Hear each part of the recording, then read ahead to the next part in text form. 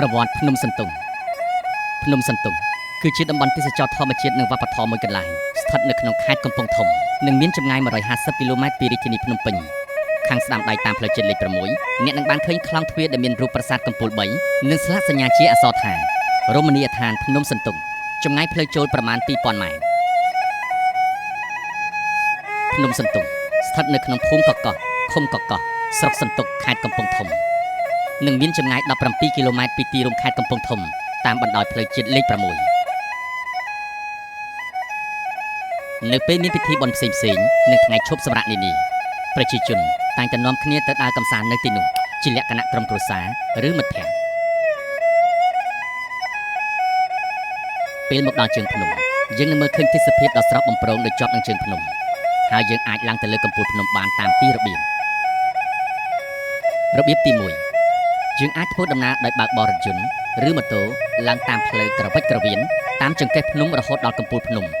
តាមរយៈថ្នល់ចាក់បេតុងយ៉ាងមាំនិងមានចំណតយានយន្តយ៉ាងធំទូលាយសម្រាប់ចត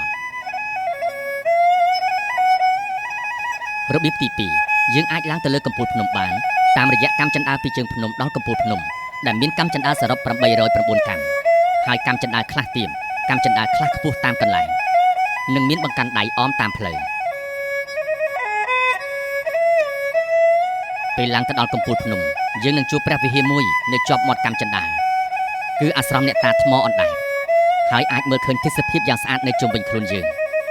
បើយើងមើលពីលើកំពូលភ្នំមកយើងឃើញវាលស្រែព្រៃឈើពណ៌បៃតង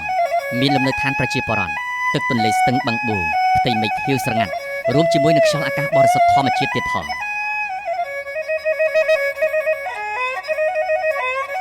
ពុទ្ធបដិមានៅលើកំពូលភ្នំមានព្រះពុទ្ធបដិមាដ៏អស្ចារ្យដែលធ្វើឡើងអំពីថ្មភ្នំអិរិយាបថចូលព្រះនិព្វានដែលមានប្រវែង10ម៉ែត្រនិងមានរូបចម្លាក់ព្រះពុទ្ធបដិមាដទៃទៀតដែលហាក់ដូចជាផុសចេញពីថ្មភ្នំអញ្ចឹងប្រាសាទតេជោក្រហមកនៅលើកំពូលភ្នំនេះមានប្រាសាទមួយល្បីស័ក្តិសិទ្ធិនោះគឺជាប្រាសាទតេជោក្រហមកដែលប្រាសាទនេះមានជាប់ទាក់ទងនឹងរឿងរ៉ាវប្រវត្តិសាស្ត្រផងនិងអបិយជំនឿផងលោកជាម៉ាំងអ្នកថែរក្សាកន្លែងអ្នកតាក្រហមកលើភ្នំសន្ទុកនិយាយថានៅប្រាសាទនេះមានអ្នកមកបន់ស្រន់ជាហូរហែព្រោះតែការបួងសួងច្រើនបានសម្រេចគាត់បានមានប្រសាសន៍ថាកូនអើយមានអ្នកមកបន់ស្រន់ច្រើនណាស់អ្នកខ្លះមកបន់សុំឲ្យការចូលចែកចែកបានសម្រេចរកស៊ីមានបានប្រឡងជាប់ខ្លះសុំកូនក៏មានការប្រាថ្នាទាំងអស់នោះច្រើនបានសម្រេចចម្លាក់សូដនក្រមុំនិងមេម៉ាយអមរណ្ដៅអណ្ដូងតាព្រេងនៅក្បែរប្រាសាទតេជោក្រហមកគឺមានរូបចម្លាក់ពីរដែលធ្វើឲ្យភ្ញៀវទេសចរមានការភ្ញាក់ផ្អើលនោះគឺជារូបចម្លាក់សូដនក្រមុំនិងមេម៉ាយហើយនៅកណ្ដាលនៃរូបចម្លាក់នេះមានរូបរណ្ដៅអណ្ដូងតាព្រេងមួយដែលភ្ញៀវទេសចរទៅហើយរមែងធ្វើពិធីបន់ស្រន់តាមពិតរូបចម្លាក់និងរណ្ដៅនេះគឺជាដំណើររឿងព្រេងមួយដែលបានដំណើរមកថារណ្ដៅនោះគឺជាកន្លែងបញ្ចុះសាកសពអតីតព្រះមហាក្សត្រមួយអង្គនៃសម័យបុរាណដែលកាលនោះស្ដេចអង្គនេះបានប្រព្រឹត្តអំពើខុសខើចូលចិត្តសោយសាច់ព្រៃតែក្រោយមកក៏បានកាប់សម្លាប់ស្ត្រីយកកន្សោមដោះស្រីដើម្បីធ្វើជាក្រយាឲ្យទ្រង់សោយនិងក្រោយមកត្រូវស្ដេចចំនួនក្រោយដឹងរឿងក៏ព្រមព្រៀងគ្នាជាមួយនឹងប្រជារាស្ត្រដើម្បីចាប់កំហុសស្ដេចនោះដើម្បីកាត់ទោសធ្វើគុណហើយក៏ទម្លាក់សពចូលទៅក្នុងរណ្ដៅនេះតែម្ដងចំពោះរូបចម្លាក់សូដនពីរនោះគឺសង់ឡើងដើម្បីជានិមិត្តរូបនៃការពញ្ញាអារម្មណ៍ដល់ទង្វើដ៏ខុសខើគ្មានមនុស្សធម៌នៅក្នុងរឿងព្រេងនោះនិងចង់ដាស់តឿនឲ្យមនុស្សគ្រប់គ្នាកុំមានគំនិតប្រព្រឹត្តទង្វើបែបនេះទៀតប្រាសាទថ្មអណ្ដែតភ្ញៀវទេសចរជាច្រើននៅពេលបានមកដល់ភ្នំសន្ទុកក៏មិនសូវរំលងទៅមើលថ្មអណ្ដែតដែលគេបានដាក់នៅក្នុងកញ្ចក់ទឹកមួយហើយថ្មមួយដុំនោះអណ្ដែតលើទឹកដែលធ្វើឲ្យមនុស្សម្នាជឿថាមានបារមីស័ក្តិសិទ្ធិបន់ស្រន់អ្វីតែងបានសម្រេចដោយបំណងប្រាថ្នាលោកយាយបូថុលអ្នកថែរក្សាថ្មអណ្ដែតជាង10ឆ្នាំបានមានប្រសាសន៍ថាបារមីថ្មអណ្ដែតបានជួយមនុស្សជាច្រើនពីអ្នកក្រីក្រទៅជាអ្នកមានធូរធារដូច្នេះហើយទើបមានអ្នកមកបន់ស្រន់ជាហូរហែកន្លែងបោះកាក់ផ្សងចុះពីលើកំពូលភ្នំមកក្រោមបន្តិចនៅខាងឆ្វេងដៃមានផ្លាកមួយសរសេរថាកន្លែងបោះកាក់ទីនេះល្បីស័ក្តិសិទ្ធិថាប្រាថ្នាអ្វីច្រើនបានសម្រេចជាពិសេសការប្រាថ្នាផ្សងរកគូព្រេងនិងរកស៊ីមានបានការប្រាថ្នាបានឬមិនបានគឺមានតម្រុយពីរទី1 បើបោះកាក់ចូលតាមចន្លោះនៃរវះភ្នំលាន់លឺសូរក្រឹងបានសេចក្តីថាសេចក្តីប្រាថ្នានឹងបានសម្រេចនិងទី2បើអត់លឺអីគ្រាន់តែបានបុណ្យកុសលនេះបើតាមអ្នកភូមិប្រាប់ឲ្យដឹងវងស្វានៅលើភ្នំសន្ទុកមានវងស្វាមិនក្រោម200ក្បាលនោះទេវងស្វាទាំងនេះបានបែងចែកជា3ក្រុមហើយក្រុមនីមួយៗមិនត្រូវគ្នាទេបើជួបគ្នានឹងខំគ្នាមិនខានមួយទៀតប្រសិនបើភ្ញៀវទេសចរលេងសើចជាមួយនឹងស្វាបែបបន្លាចវានឹងខំមិនខានប៉ុន្តែ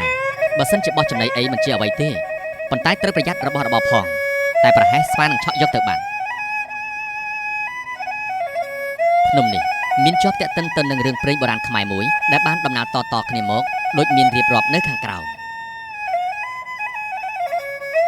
ចាស់ដំណាលតគ្នាមកថាកាលពីព្រេងនាយនៅស្រុកសន្ទុកខេត្តកំពង់ធំសប្តាហ៍ថ្ងៃនេះមានស្ដេចមួយអង្គទ្រង់មានព្រះអគ្គមហេសីព្រះរាជបុត្រស្រីស្នំក្រមការសេនាទាហាននិងនិមន្តសពមុខមន្ត្រីជាច្រើនស្ដេចទ្រង់មានព្រះរាជបញ្ជាឲ្យឆ្ការព្រៃមួយកន្លែងសង់ប្រាសាទព្រះរាជវាំងនិងគុកគឺភូមិប្រាសាទរហូតមកដល់សពថ្ងៃលុះសង់បានប្រាសាទនោះហើយព្រះរាជាទ្រង់ត្រាស់បង្គាប់ឲ្យឆ្ការព្រៃមួយកន្លែងទៀតឈៀងខាងជើងខាងលិចប្រាសាទនោះធ្វើជាទីសម្រាប់ស្រីស្នំមានកំពែងជុំវិញទីនោះជាប់មានឈ្មោះថាភូមិវាំងរហូតមកដល់សពថ្ងៃលុះធ្វើព្រះរាជវាំងហើយទ្រង់ត្រាស់បង្គាប់ឲ្យកាត់ឆ្ការព្រៃមួយកន្លែងទៀតនៅខាងលិចប្រាសាទសង់ឃ្លាំងសម្រាប់ដាក់ព្រះរាជទ្រព្យនិងមានគល់សសរកប់នៅក្នុងដីដល់សពថ្ងៃនេះជាភ័ស្តុតាងស្រាប់ទីនោះជាប់មានឈ្មោះថាភូមិសង់ឃ្លាំងតែក្រោយមកមិនយូរប៉ុន្មានគេក៏ហៅថាភូមិតាំងក្រសាំងវិញដែលបច្ចុប្បន្នទីនោះគឺជាសាលាស្រុកសន្ទុកសពថ្ងៃតាមរឿងនោះមានដំណាលថាកាលនោះព្រះរាជាបានត្រាស់បង្គាប់ឲ្យធ្វើកន្លែងមួយទៀតនៅខាងលិចឈៀងខាងត្បូងភូមិតាំងក្រសាំងសម្រាប់ជាលំនៅពួកអ្នកងារចាំបក់ផ្លិតថ្វាយស្ដេចទីនោះជាប់មានឈ្មោះថាភូមិចំបក់ដល់សពថ្ងៃនេះ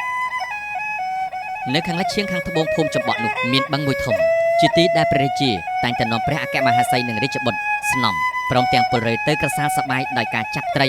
ឬខ្យងដកប្រលិតបេះត្រកួនជាក្រយ៉ាស្ងោយថ្ងៃមួយព្រះរាជបុត្រីដែលទ្រង់យាងទៅក្រសាលនៅទីនោះមិនស្រួលប្រតិទ្រង់ក៏ព្រះកន្សែងពួកស្រីស្នំក៏ច្រៀងបំពេបីបំថ្នមថ្នាក់បោះអង្អែលទីនោះជាប់មានឈ្មោះថាបឹងបំពេនិងបឹងខ្យងរហូតមកដល់សពថ្ងៃនេះនៅខាងជើងបឹងបំពេនោះមានភ្នំមួយហៅថាភ្នំធំស្រះខ្យៅភ្នំពេញជុំភ្នំទាំងនេះជាប់គ្នាជាទីកន្លែងដែលព្រះរាជាទ្រង់តែងតែនាំព្រះអគ្គមហេសីទៅក្រសាលបេះផ្លែឈើមានផ្លែស្រគំផ្លែភ្នែងព្រីងព្រុសភ្និលភ្នៅបង្កៅសេមន់ជើងចាបនិងផ្លែឈើឯទៀតជាច្រើនដោយសេចក្តីសប្បាយរីករាយមានថ្ងៃមួយព្រះរាជាទ្រង់នាំព្រះអគ្គមហេសីព្រមទាំងព្រះរាជបុត្រទៅក្រសាលជើងភ្នំនោះព្រះរាជបុត្រទ្រង់ប្រឈួនជាខ្លាំងព្រះអង្គគង់នៅលើភ្នំនោះពុំបានទ្រង់ចាត់ឲ្យឆ្ការព្រៃមួយអន្លើធ្វើព្រះពលាននៅជើងភ្នំហើយក៏នាំបណ្ដោះព្រះអគ្គមហេសីព្រះរាជបុត្រនិងស្រីស្នំព្រមទាំងពលរេចុះពីលើភ្នំនោះតាមផ្លូវជ្រុងខាងលិចមកឈប់សំចតសម្រាប់នៅក្នុងព្រៃមួយទីនោះជាប់មានឈ្មោះថាភូមិបណ្ដោះតមកតែសពថ្ងៃហៅតគ្នាថាភូមិក្រកោះទៅវិញបន្ទាប់មកព្រះរាជាទ្រង់នាំព្រះរាជបុត្រមកគង់នៅព្រះពលាដែលធ្វើនៅជើងភ្នំនោះទ្រង់បានរកឃើញពេទ្យមកព្យាបាលព្រះរោគព្រះរាជបុត្រមិនមានទ្វេប្រហែសសោះឡើយប៉ុន្តែទោះបីជាមានឱសថនិងពេទ្យយ៉ាងពូកែព្យាបាលយ៉ាងណាក៏ដោយក៏ព្រះរោគព្រះរាជបុត្រនោះនៅតែមិនបានស្រាកស្រានឡើយរឹតតែប្រឈួនថែមខ្លាំងឡើងរហូតដល់អស់ប្រជជននៅទីនោះព្រះរាជានិងព្រះអគ្គមហេសីទ្រង់ព្រះកន្សែងស្រីស្នំនិងពួកពលរេទាំងអស់យំសោកគ្រប់គ្នាព្រះរាជាទ្រង់ក៏បានចាត់ចែងធ្វើជាបណ្ណកិច្ចជាអឡារឹកនៅទីនោះទីជើងភ្នំដែលព្រះរាជាធ្វើព្រះពលាថែរក្សាព្រះរោគព្រះរាជបុត្រលុះដល់អស់ប្រជជនជាអាសន្ននោះជាប់មានឈ្មោះថាភ្នំអាសន្នមានទុកតមកហៅយាមកថាភ្នំសន្ទុកនិងភូមិសន្ទុកវិញមកដល់សពថ្ងៃនេះក្រោយពេលដែលព្រះរាជានិងព្រះអគ្គមហេសី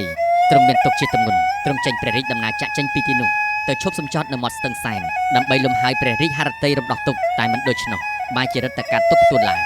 គ្រានោះមានសាមណេរមួយអង្គបាននិមន្តទៅជួបនឹងព្រះរាជានៅទីនោះព្រះអង្គបានឃើញព្រះរាជានិងព្រះអគ្គមហេសីសោយទុកជាទម្ងន់ដូច្នោះ